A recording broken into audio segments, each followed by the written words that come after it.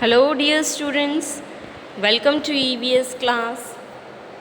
So previous video में हमने story of Amrita देखा। तो क्या देखा था हमने?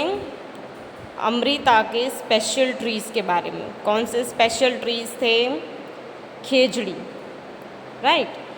खेजड़ी नाम के ट्रीज़ थे जो कि राजस्थान में सबसे ज़्यादा उगते थे। अमृता का एक स्पेशल ट्री भी था। फिर अमृता ने और गांव वाले लोगों ने सबने मिलकर ट्रीज़ को प्रोटेक्ट करने के लिए अपनी जान गंवा दी। लेकिन इस पूरी स्टोरी में एल्डर्स ने कुछ बातें कही थी। क्या बातें थी? Do you remember what the elders of these village used to say? इस विलेज के एल्डर्स पूर्वजों ने कुछ बात कही थी। क्या कहा था उन्होंने? क्या आपको याद है? यस, उन्होंने क्या कहा था? अगर पेड़ नहीं है तो हम नहीं हैं, अगर पेड़ है तो हम हैं, है ना? ऐसा कहा था ना उन्होंने कि अगर पेड़ है तो हम हैं। पेड़ के बिना हम नहीं जी सकते हैं। हमारे बिना ट्रीज़ एंड एनिमल्स ये सब जी सकते हैं, लेकिन हम उनके बगैर नहीं जी सकते हैं। Do you think we could survive if there were no trees and no animals? क्या आपको लगता है कि अगर ट्रीज़ और एनिमल्स नहीं होते तो हम नहीं जी पाते, या फिर हम कैसे जीते? Without trees, we will not get food and fresh air. हम उनके बगैर बिल्कुल भी नहीं जी सकते। ट्रीज़ के बगैर हमें फूड या फ्रेश एयर नहीं मिलती, और एनिमल्स के बगैर हमें क्या नहीं मिलता? क्लॉथ्स नहीं मिलते, राइट। फिर एनिमल्स के बगैर हमें फूड भी नहीं मिलता। तो ये दोनों ही हमारी लाइफ में बहुत ही इम्पॉर्टेंट है, इसलिए हमें इन दोनों को ही प्रोटेक्ट करना है। Now the village is protected. अब विलेज जो है, गांव जो है, वो प्रोटेक्ट कर दिया गया। The villagers strong feelings for trees affected the king greatly.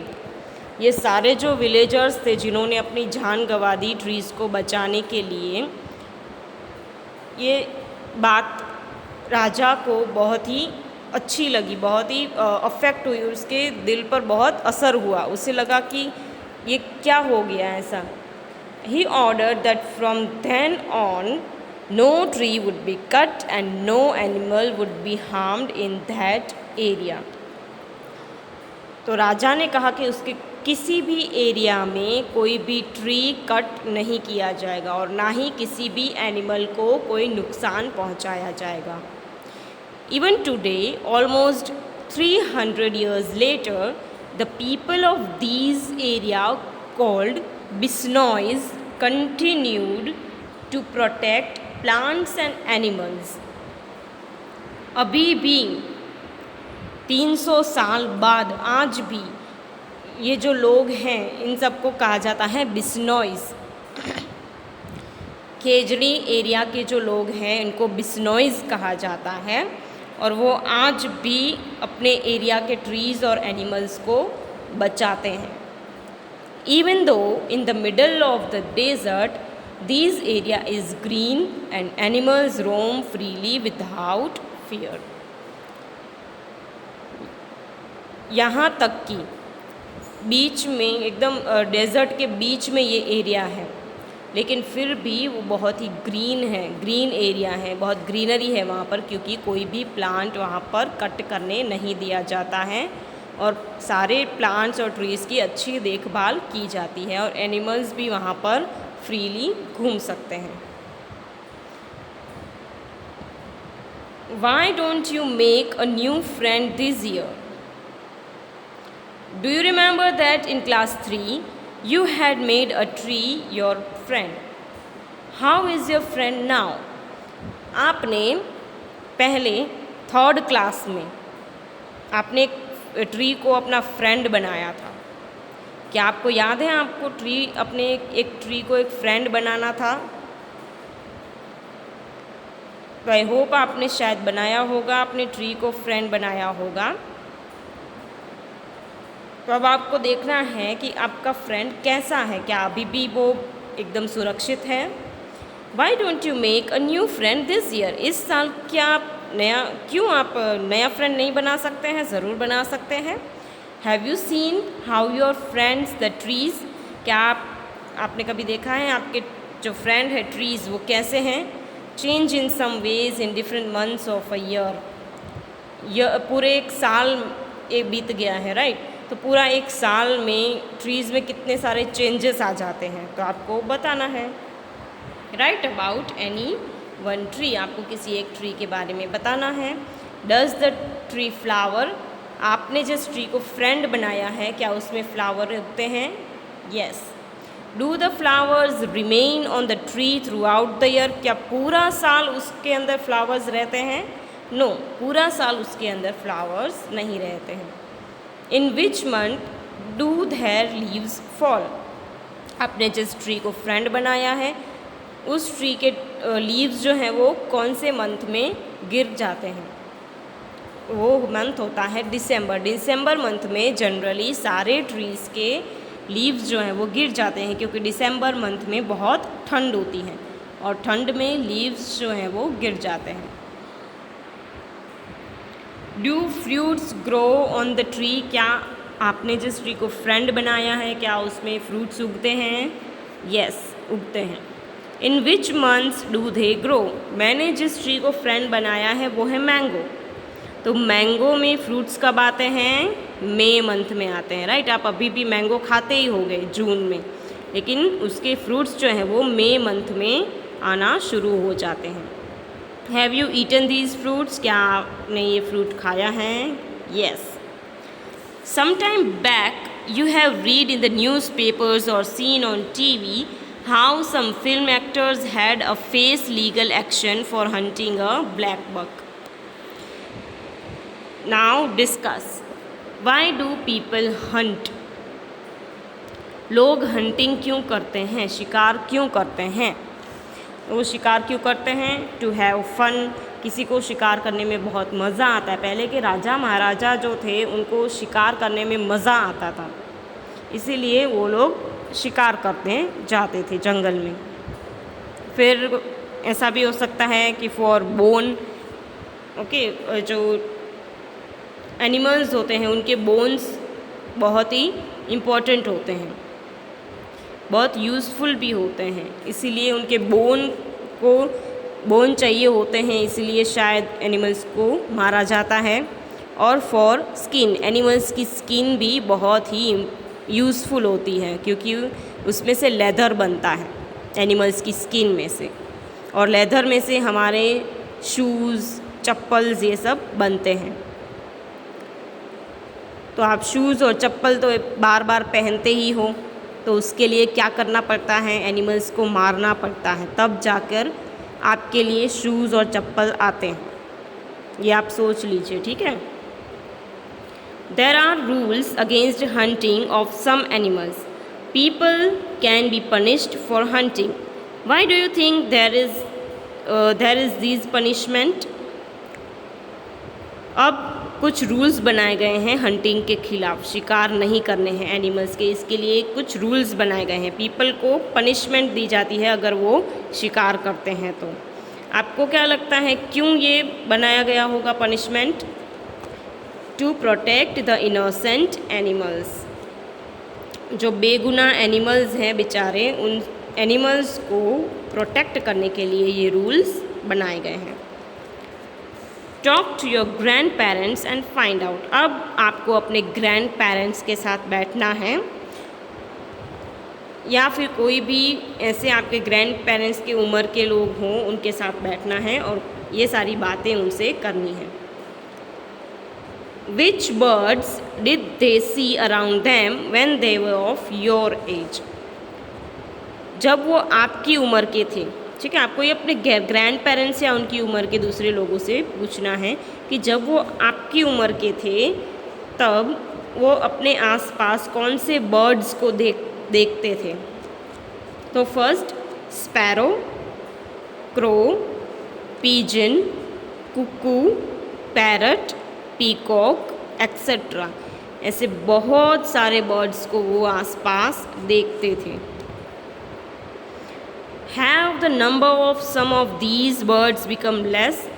क्या इनमें से कोई भी बर्ड्स के नंबर्स अभी कम हो गए हैं? यस, बहुत से बर्ड्स ऐसे हैं जो अब हमें बिल्कुल ही दिखाई नहीं पड़ते हैं। आर देयर सम बर्ड्स और animals which they can not see any more? क्या ऐसे कुछ बर्ड्स और एनिमल्स हैं जिनको अब वो यहाँ नहीं देख पा रहे हैं? तो ऐसे बहुत से बर्ड्स, एनिमल्स, इंसेक्ट्स हैं जो कि अब नहीं पाए जाते हैं, जो अभी नहीं दिखते हैं। ऐसे कौन से हैं? देखिए, क्रो आपको कहीं भी यहाँ पर आसपास नहीं दिखेगा। पहले ये बहुत दिखते थे लेकिन अब नहीं होते हैं। दूसरा है कुकू, कोयल भी अब ज़्यादा नहीं दिखती है। और नेक्स्ट है पीकॉक भी हमें ज़्यादा नहीं दिखते हैं।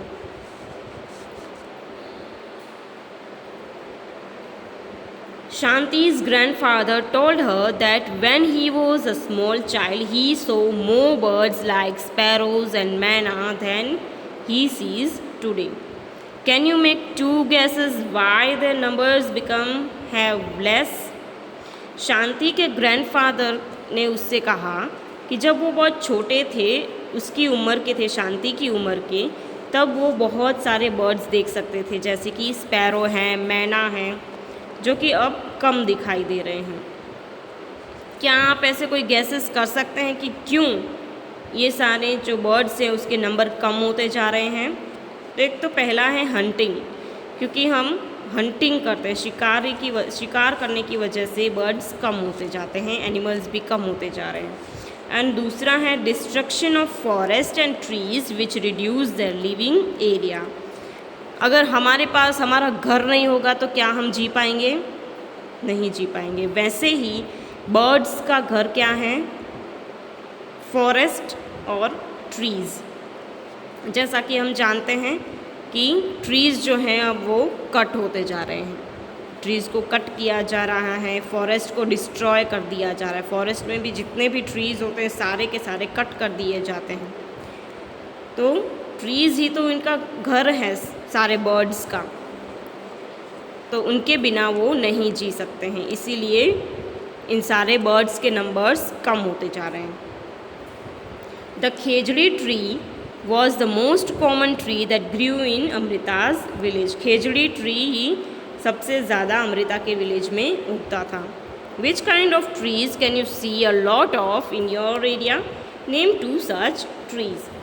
अब आपको ऐसे ट्रीज़ के नेम बताने हैं जो कि आपके एरिया में सबसे ज़्यादा उगते हैं। तो मैं जहाँ रहती हूँ उस एरिया में सबसे ज़्यादा मैंगो और कोकोनट उगते हैं।